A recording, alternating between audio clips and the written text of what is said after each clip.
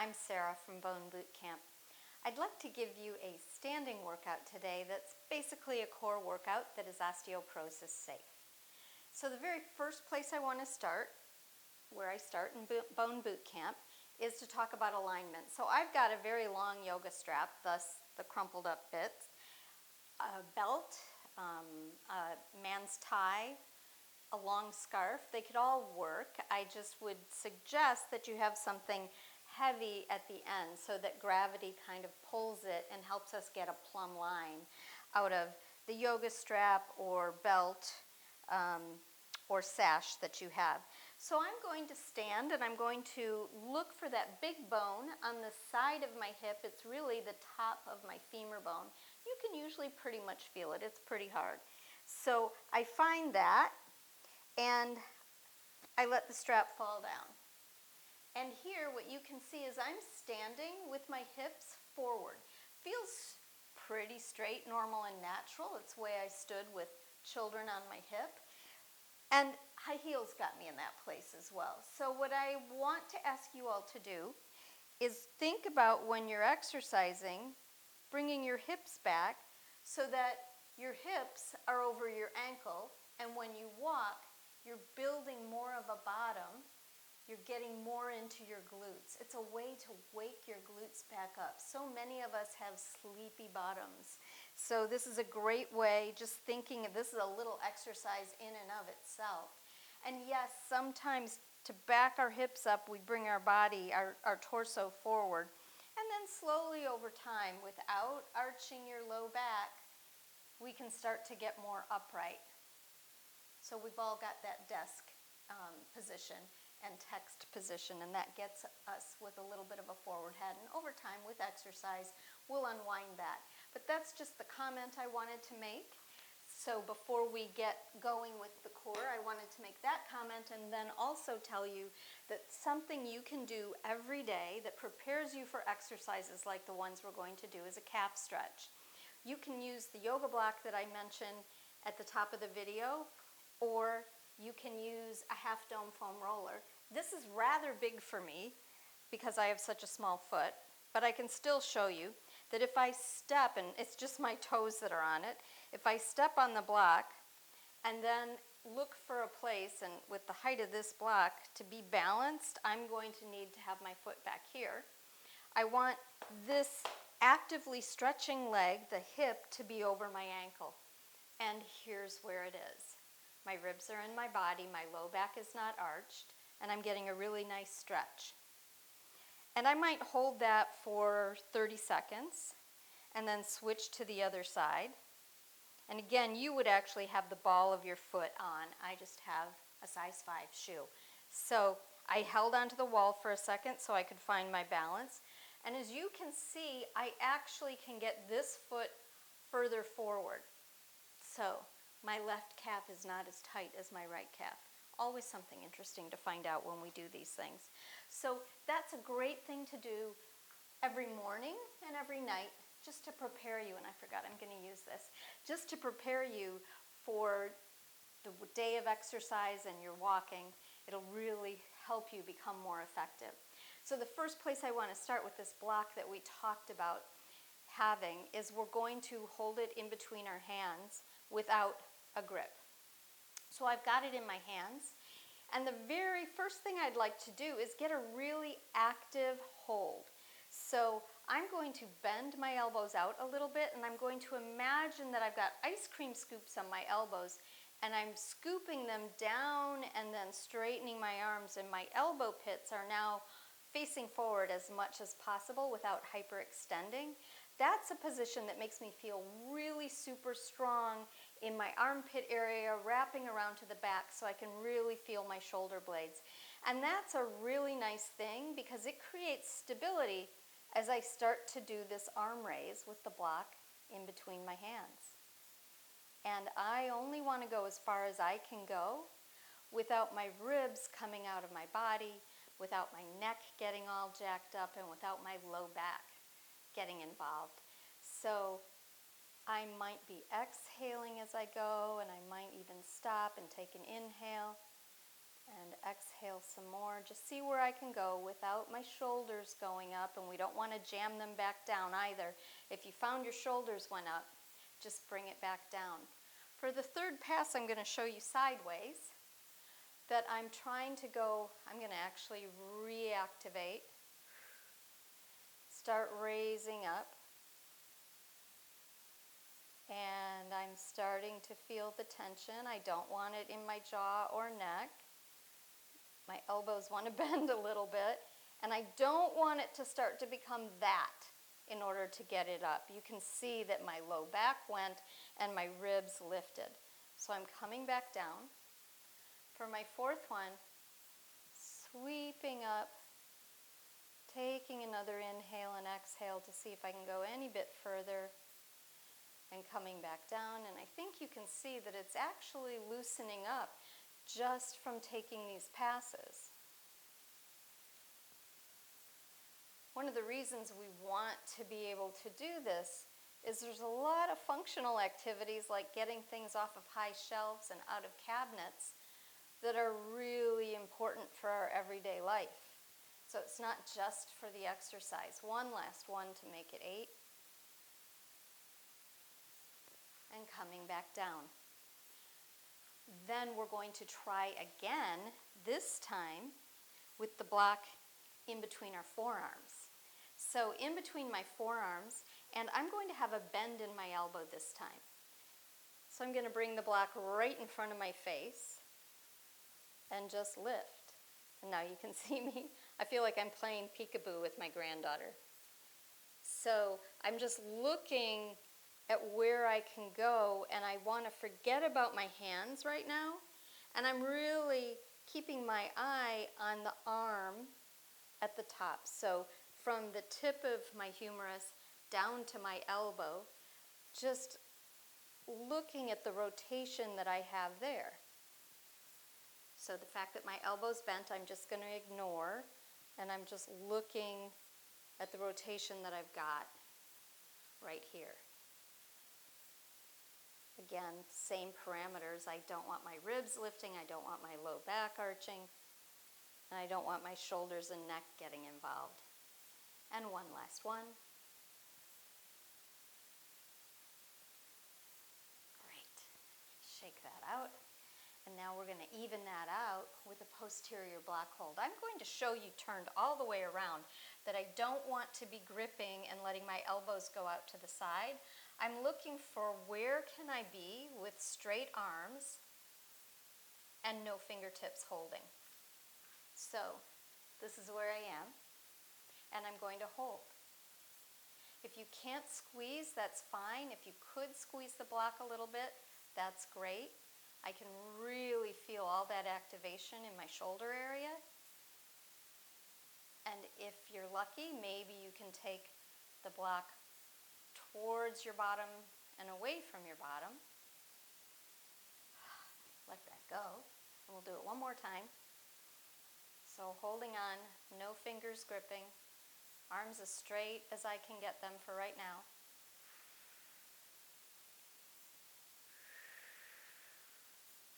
And I'm going to do one more with an exhale.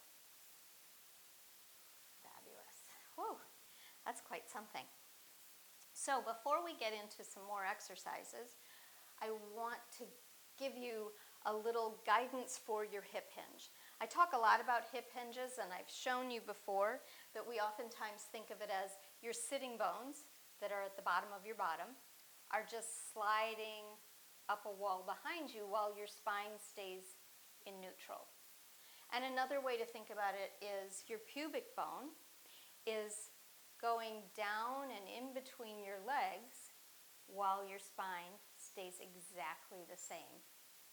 Another way to really know that you're doing it, because you might not have a mirror, and I'm just moving a little to the side here, your feet are not touching the wall, but your bottom is on the wall, and hopefully you can really feel the wall, and you're going to start to do your hip hinge.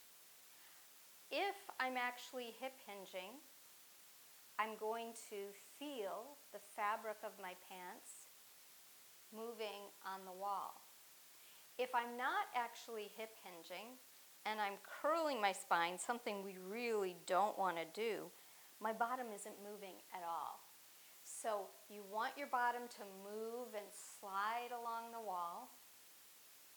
And we're not going all the way down because it might make us topple over. So we're just using our hands to slide down towards our knees, using that exhale to use your belly to come straight back up. So it's as if I have a pole on my back and I'm just sliding up and down and keeping my relationship to that pole exactly the same. So that's your hip hinge. So let's think about it in terms of not using both legs. So if we were to hip hinge with just one leg out in front of us, let's try to hip hinge in a couple of different ways. So now we'll do it again. We'll do it over here. Just twice on each leg.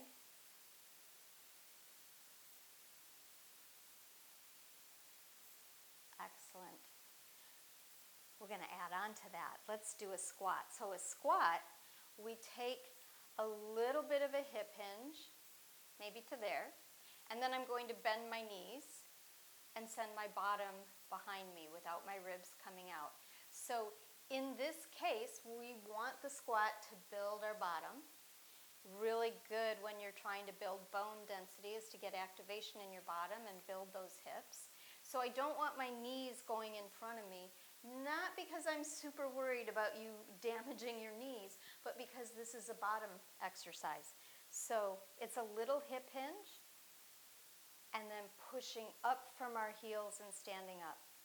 So sometimes I like to inhale down and exhale to push back up.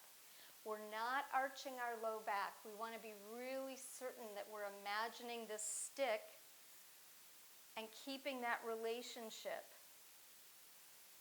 So the distance that my low back is from the stick, let's say you took a broomstick, is the same throughout the squat.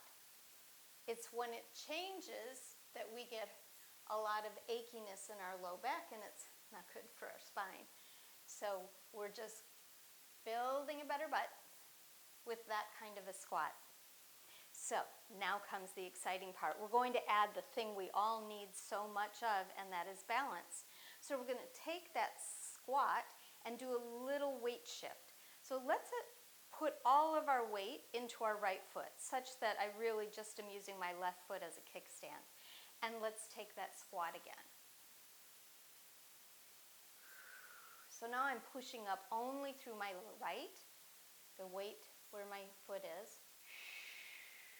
And I could change this toe.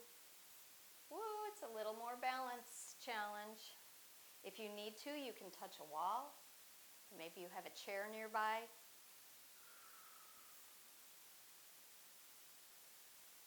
Five, 6, 7, and 8.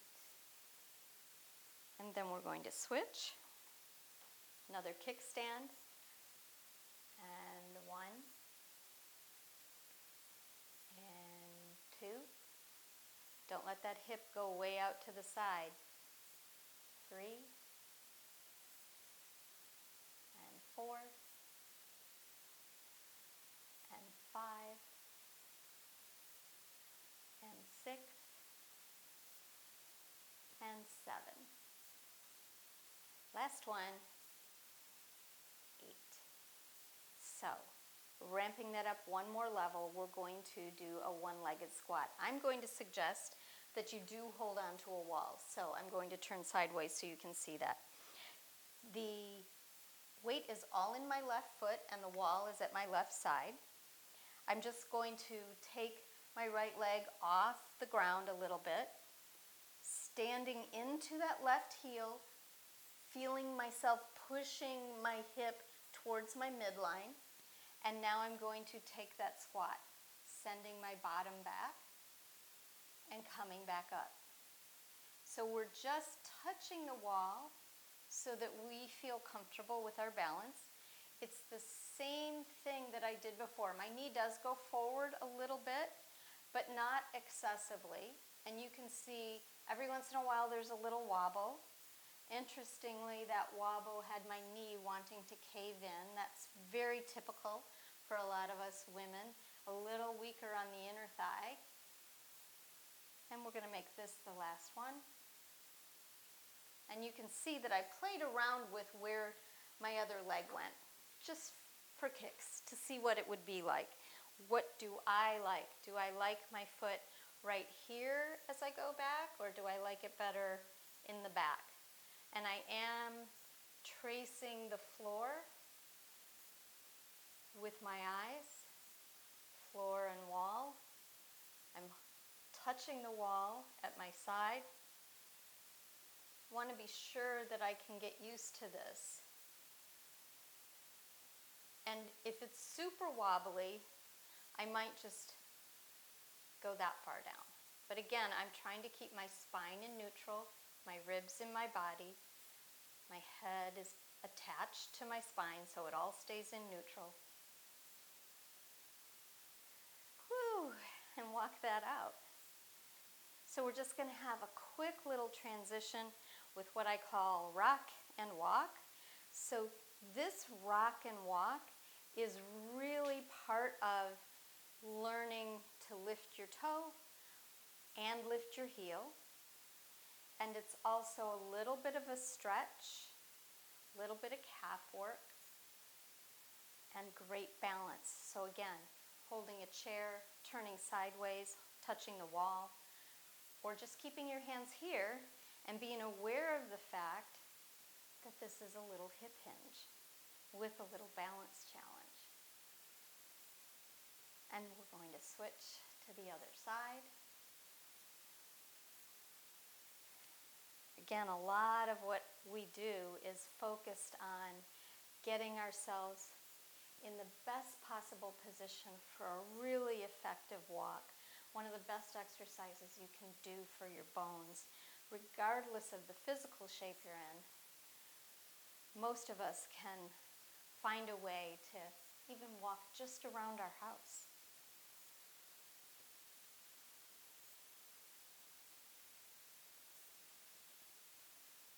Good. And one more. Excellent. So we're going to review for a second what we call in Bone Bootcamp the marble breath.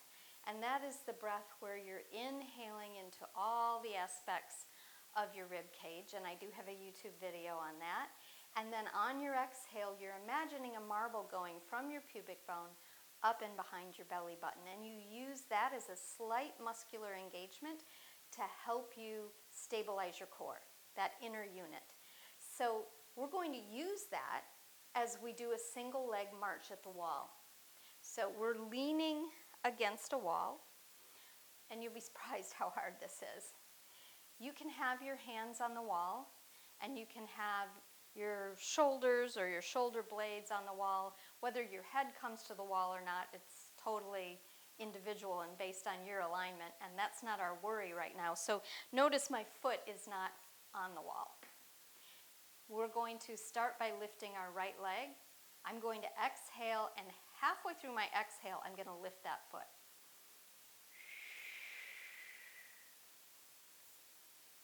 So I'll tell you right now, this is my easier side.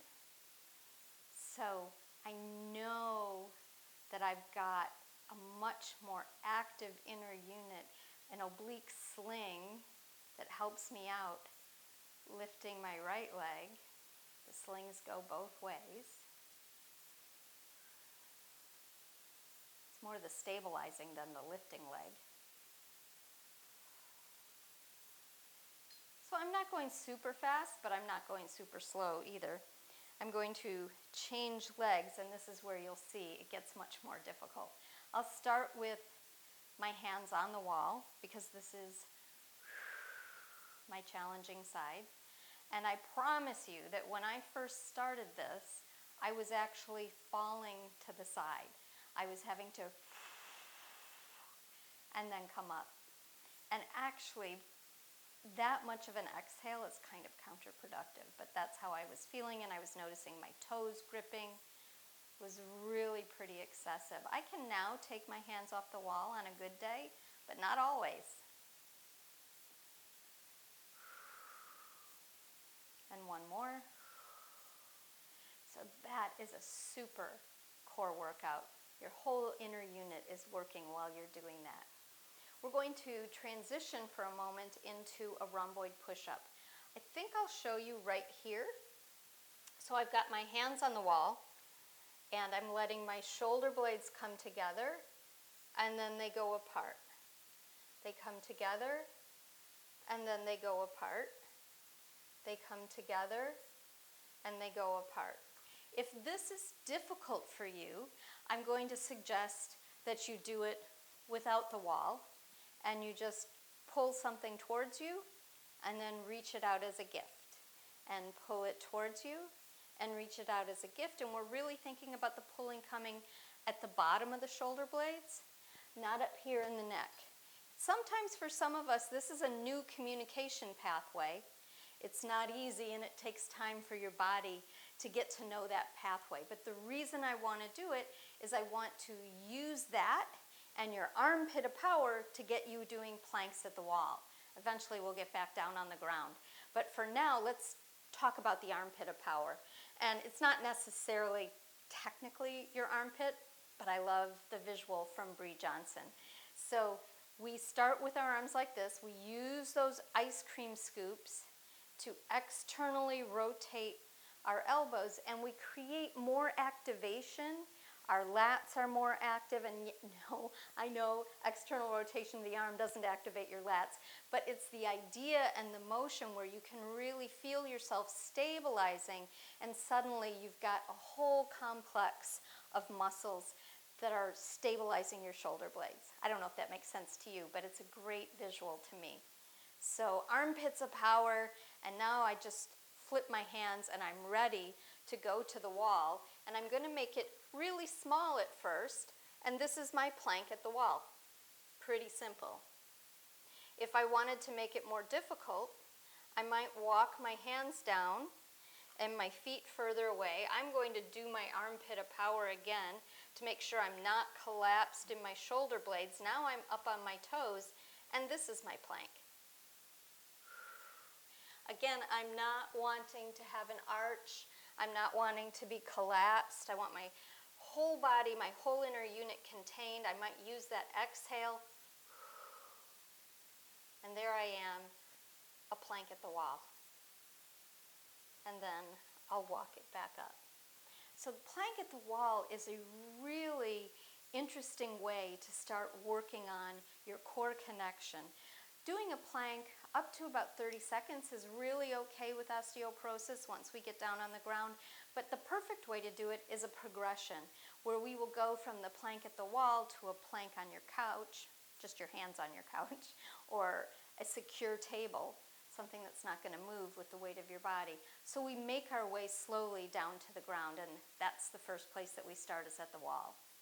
So let's look at what a push-up at the wall would look like. So once again, my hands are really as spread as I can get them, my thumbs pointed at each other. I'm going to use my ice cream scoops. I'm going to really have secure shoulder blades. I'm pushing my palms into the wall, and now I'm going to bend at my elbow and come towards the wall only as far as I can go. Maybe my elbows come to the wall, and then I push back out. What I want to feel, and even ask a friend or a living partner to look at, is, are my shoulder blades staying broad on my back? I don't want to collapse. This is one of those places where I want my arm to go straight down like a number 11. I'm not wanting to go out to the side. I use that ice cream scoop, get my arms into an 11, and then I keep them in an 11. And my shoulder blades are remaining broad on my back. My low back isn't arching. And if I got really good at it there, then maybe the next time I walk further away and I go on my toes, and I might come further down. but that's for another time. You just did your plank at the wall, and that's excellent. Now for a little enjoyment, we're going to do a modified down dog at the wall. I'd like to show you sideways again. I'm going to take my hands on the wall, remembering my hip hinge.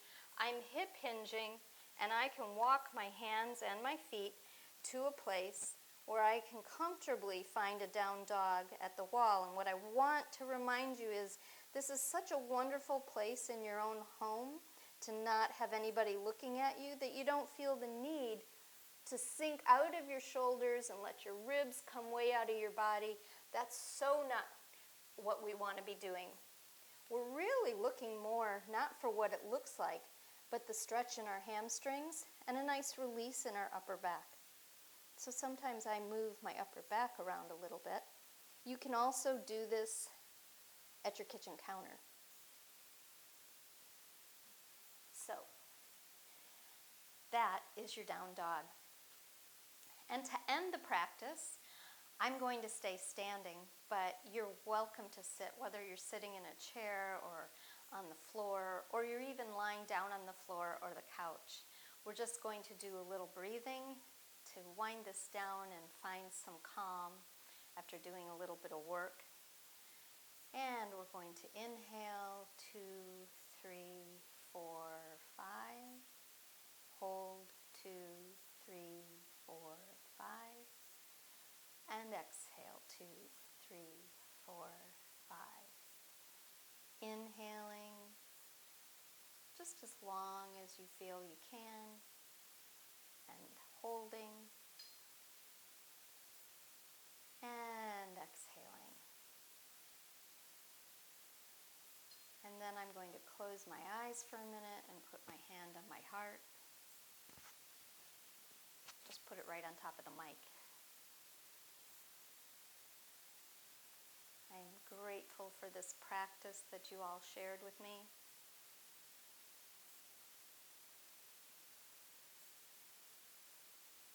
We are grateful for community.